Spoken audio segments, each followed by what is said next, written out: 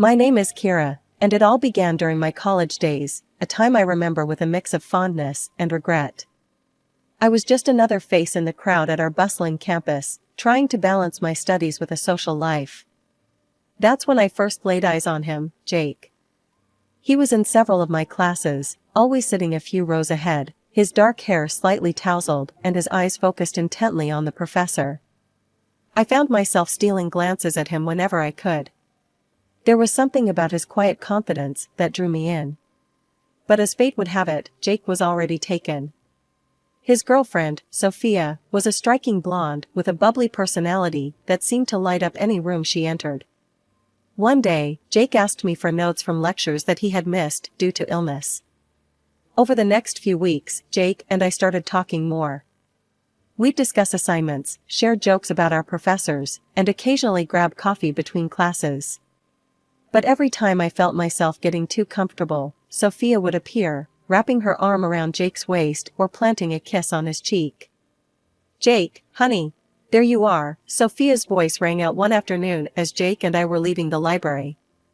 "Oh, hi, Kira, right?" "Yeah, that's right," I nodded, forcing a smile. "Well, I should get going. See you around, Jake." I tried to convince myself that Jake and I were just friends, that my feelings were one-sided. But deep down, I knew I was falling for him harder each day. On our graduation day, I watched as Jake's family showered him with hugs and congratulations. Sophia was right there with them, beaming with pride. I stood off to the side with my own family, feeling a mix of excitement for the future and a lingering sadness for what could have been. "Congrats, Kira." Jake's voice startled me out of my thoughts. He pulled me into a quick hug, and I caught a whiff of his cologne. "Can you believe we made it?" "Thanks, Jake. Congratulations to you too," I said, stepping back. "Any big plans now that we're done?" His face lit up. "Actually, yeah. Sophia and I are thinking about moving to Italy. She's got a grandmother there, and we thought it'd be a great adventure." That summer, I threw myself into job hunting, determined to start my career on a high note. I sent out countless resumes, went on numerous interviews, and tried to push thoughts of Jake to the back of my mind. After all, he was probably off in Italy, starting his new life with Sophia. As summer faded into autumn, I found myself facing a new chapter in my life. After weeks of applications and interviews, I finally landed a job at a prestigious company in the city. I was thrilled about the opportunity, eager to prove myself in the corporate world. On my first day, I walked into the sleek office building, my heart pounding with excitement and nerves. As I was being shown around by HR, something caught my eye, a wall of photographs featuring the company's executives. My gaze landed on a familiar face, and I felt my stomach drop. There, smiling back at me from one of the frames, was a man standing next to Sophia, Jake's girlfriend. The nameplate beneath the photo read Robert Thompson, President. It couldn't be a coincidence. As I settled into my new role, I couldn't shake the feeling that fate was playing some kind of trick on me. I hadn't heard from Jake since graduation, and now here I was, working for his girlfriend's father. It felt like the universe was determined to keep Jake in my orbit, one way or another. A few weeks into my new job, I was grabbing coffee in the break room when I heard a familiar voice. "Kira, is that really you?" I turned around, nearly spilling my coffee. There stood Jake, looking as handsome as ever in a sharp suit. "Jake, what are you doing here?" I asked, trying to keep my voice steady.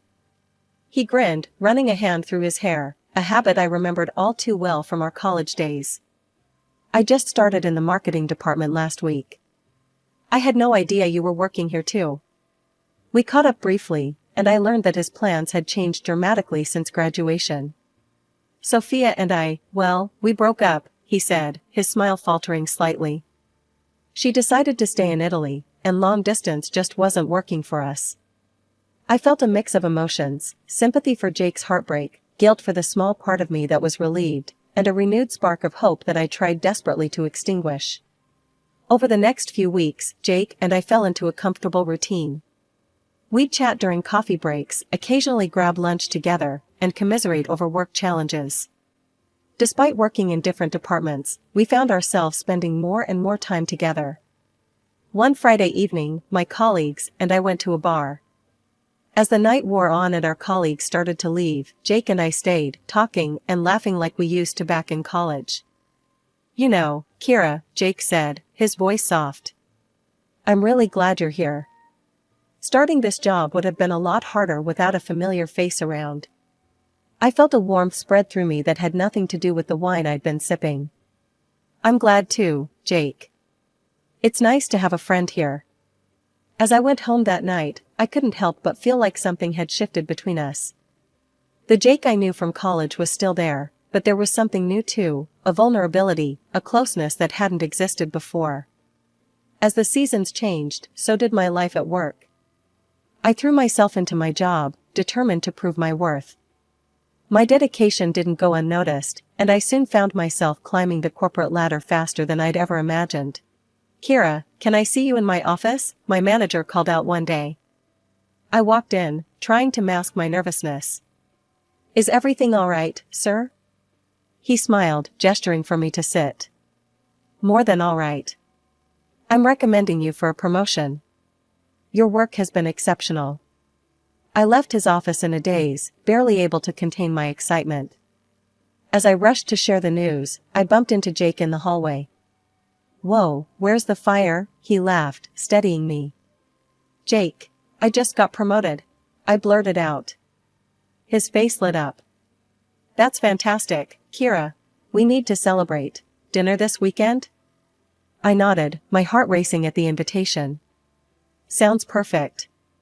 Our weekend dinners became a regular thing. We'd talk about work, reminisce about college, and share our hopes for the future.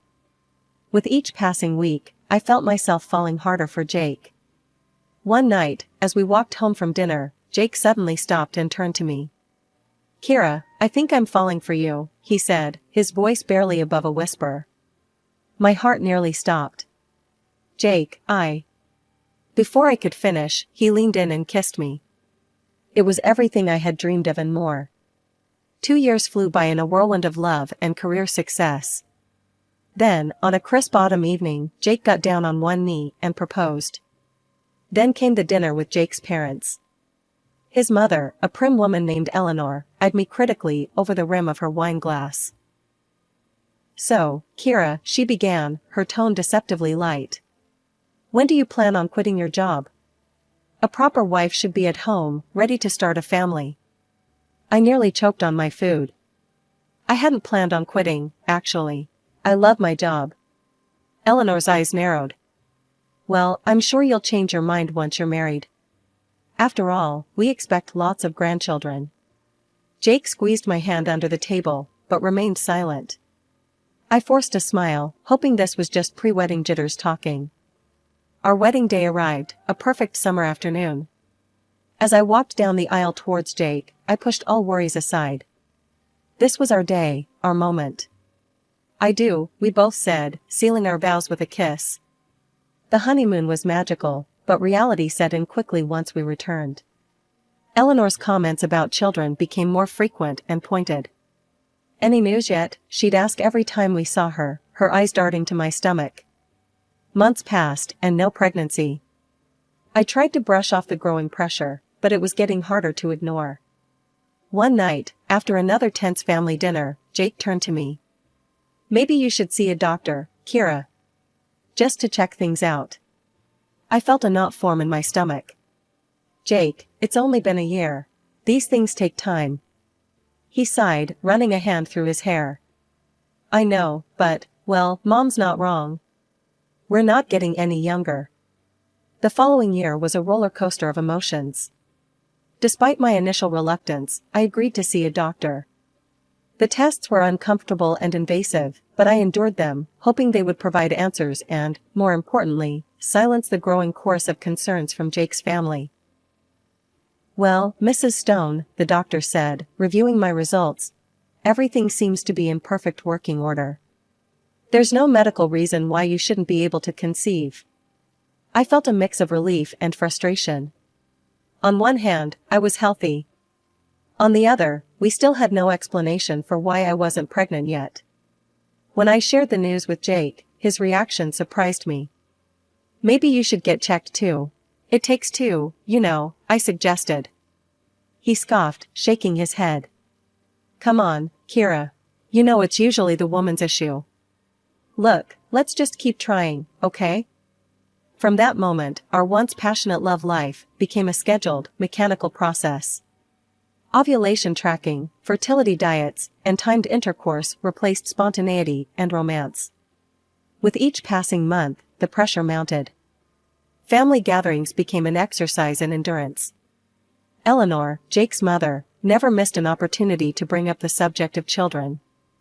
During one particularly tense Thanksgiving dinner, she cornered me in the kitchen.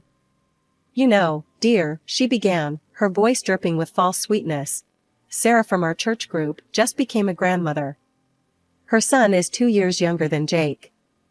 I gripped the edge of the counter, forcing a smile. That's nice for them. Indeed, Eleanor continued, her eyes boring into me. I do hope we'll have similar news soon. After all, a woman's primary duty is to bear children. It's what we're made for. I bit my tongue, not wanting to cause a scene. But inside, I was seething. How dare she dismiss my hard work and achievements? As the months wore on, I noticed a change in Jake. He became distant, critical. Nothing I did seemed to please him anymore. Do you have to eat so loudly? He snapped one evening as we sat down for dinner. I paused mid-chew, taken aback. What? And why is the house such a mess? Don't you have time to clean during the day? I looked around our spotless living room, bewildered. Jake, what are you talking about? The house is clean. These incidents became more frequent. Jake nitpicked everything, how I dressed, how I spoke, even how I breathed. Each criticism chipped away at my self-esteem. At work, I tried to maintain a facade of normalcy, but rumors spread quickly in our office. Whispers followed me down the hallways. Poor Kira, still no baby. I heard she can't have kids. Maybe that's why she's so focused on her career. I felt like I was suffocating, caught between the pressure at home and the gossip at work. The confident, ambitious woman I once was seemed to be fading away, replaced by someone I barely recognized. Just when I thought things couldn't get more complicated, life threw another curveball my way. It was a regular Monday morning when I first spotted her in the office lobby, Sophia, Jake's ex-girlfriend from college, looking as stunning as ever. My heart sank as I watched her confidently stride towards the elevators. What was she doing here? As if in answer to my unspoken question, I overheard a colleague whispering excitedly. That's Robert Thompson's daughter. I heard she's back from Italy and joining the company. The news spread through the office like wildfire. Sophia was back, and she was working for her father's company, our company. I tried to focus on my work, but my mind was racing. How would Jake react? What did this mean for us? I didn't have to wait long for an answer. Later that day, I ran into Sophia near the break room. Her eyes narrowed as she recognized me. Well, if it isn't Kira, she said, her voice dripping with disdain. I heard you managed to snag Jake after all. I straightened my spine, determined not to let her see how much her presence rattled me. Sophia, welcome back. I hope you'll find working here pleasant. She let out a cold laugh. Oh, I'm sure I will. And Kira? She leaned in close, her voice dropping to a whisper. I always get what I want. Remember that. As she sauntered away, I felt a chill run down my spine. Her words felt like a threat, and I couldn't shake the feeling that trouble was brewing. Over the next few weeks, I noticed changes in Jake's behavior. He started staying late at work more often, citing important projects and client meetings. At first, I didn't think much of it, we were both ambitious, after all. But then the weekend business trip started, and a little later, gossip in the office. I tried to dismiss these comments as office gossip, but the seed of suspicion had been planted. It was during one of Jake's weekend trips that I made a decision I never thought I'd make. With shaking hands, I picked up my phone and dialed a number I'd found in the yellow pages. Hello, Hawkins Private Investigations? I need your help. The next week was agony. I went through the motions at work, plastered on a smile for Jake when he was home, all while waiting for news from the detective. When the call finally came, I almost couldn't bring myself to answer. "We have the information you requested. You might want to sit down for this." As the detective spoke, I felt my world crumbling around me. Jake and Sophia were indeed having an affair. But that wasn't all, Sophia was pregnant. That evening, when Jake came home, I was waiting for him. The look of surprise on his face when he saw me sitting in the darkened living room quickly turned to wariness. "Kira, what's going on?" I took a deep breath, steeling myself for what was to come. "I know, Jake. About you and Sophia. About the baby." The silence that followed was deafening. Then, to my shock, Jake started to laugh. It wasn't the warm, kind laugh I'd fallen in love with years ago. This was cold, almost cruel. "Well," he said, his voice eerily calm, "you want to know the truth, Kira? I've loved Sophia all along. You were just convenient. A placeholder until she came back." Each word was a dagger to my heart, but I refused to let him see me break. With trembling hands, I reached into my bag and pulled out a manila envelope. "Here," I said, my voice steadier than I felt. "Divorce papers. I think it's time we both stopped pretending." As I walked out of the house that night, leaving a stunned Jake behind, I felt a strange mix of grief and relief. The life I had known was over, but perhaps, just perhaps, this was the first step towards something new. With the evidence collected by the private investigator, I decided to fight back. I sued Jake for divorce, citing his infidelity and demanding compensation not just from him, but also from Sophia. It was a bold move, one that sent shockwaves through our social and professional circles. During the proceedings, Sophia's outrage was palpable. "You're demanding money from a pregnant woman," she shrieked, her face contorted with anger. "How dare you?" I remained calm, letting our lawyer present the evidence. To my relief, the judge ruled in my favor.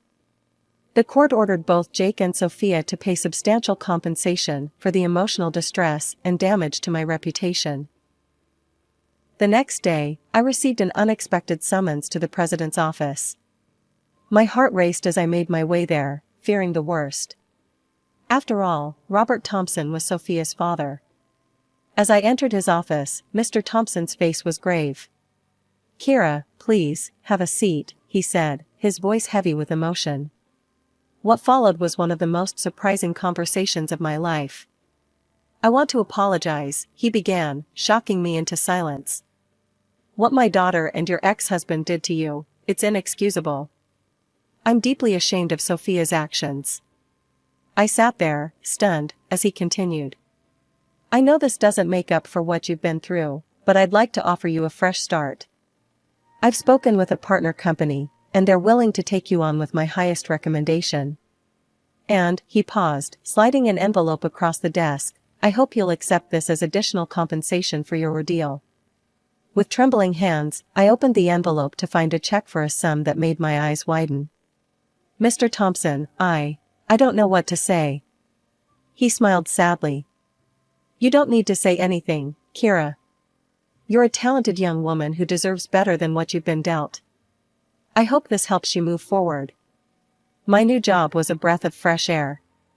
Without the constant criticism and pressure from Jake, I flourished. My confidence, which had been battered and bruised, began to resurface. It was during this time that I noticed the company's owner, David, paying special attention to me. At first, I was wary, my trust in men severely shaken by my experience with Jake. But David's approach was different, respectful, patient, and genuinely kind. One evening, as we walked hand in hand through a moonlit park, I decided to lay all my cards on the table. "David," I began, my voice trembling slightly, "there's something you should know. In my previous marriage, we couldn't have children. It might have been me, I don't know for sure, but—" David stopped, turning to face me. His eyes, filled with warmth and understanding, met mine. "Kira, listen to me. I love you.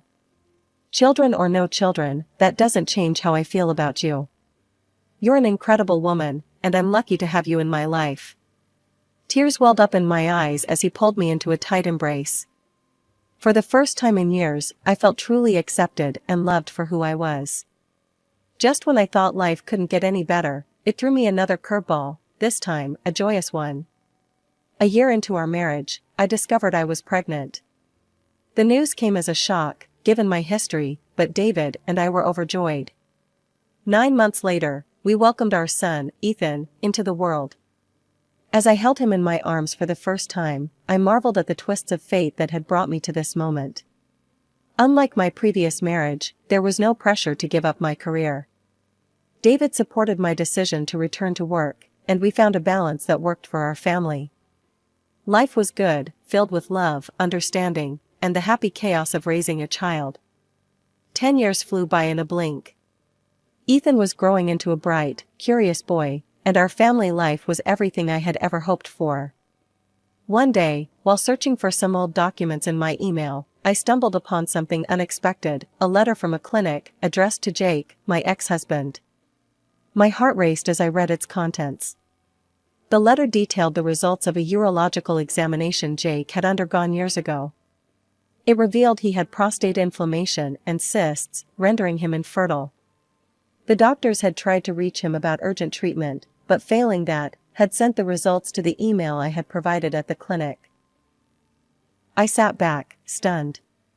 All those years of blame, of feeling inadequate, and it had been Jake who couldn't have children.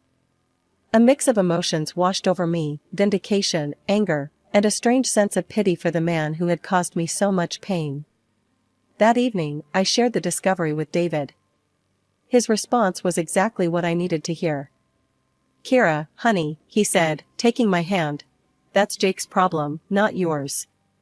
You shouldn't let this upset you. Focus on our family, on the beautiful life we've built." It all happened 3 months later.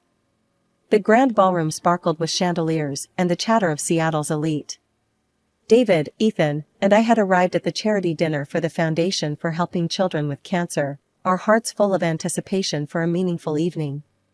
"I'm going to show Ethan the silent auction items," David said, giving my hand a squeeze. "Will you be okay for a few minutes?" I nodded, smiling as I watched them weave through the crowd. Turning to grab a glass of champagne, I froze. There, just a few feet away, stood Jake and Sophia. Before I could slip away, Jake's eyes locked onto mine. A familiar smirk spread across his face as he sauntered over, Sophia in tow. Well, if it isn't Kira," Jake drawled, his eyes roving over me with disdain. "Looks like you've put on a few pounds. Eating away the stress of loneliness and infertility, are we?" I felt my cheeks burn, but I stood my ground, refusing to let him see how his words affected me. Jake continued, his voice dripping with false sympathy. "It's such a shame, really. Here I am with my beautiful wife and our gorgeous daughter, she's the spitting image of Sophia, you know. And you? Still alone, I assume?" Sophia turned to me, eyes narrowed. "How could you possibly understand the importance of helping sick children when you can't even have any of your own?" I opened my mouth to respond, but was cut off by a small voice behind me. "Mom, who are these people? Why are they yelling at you?"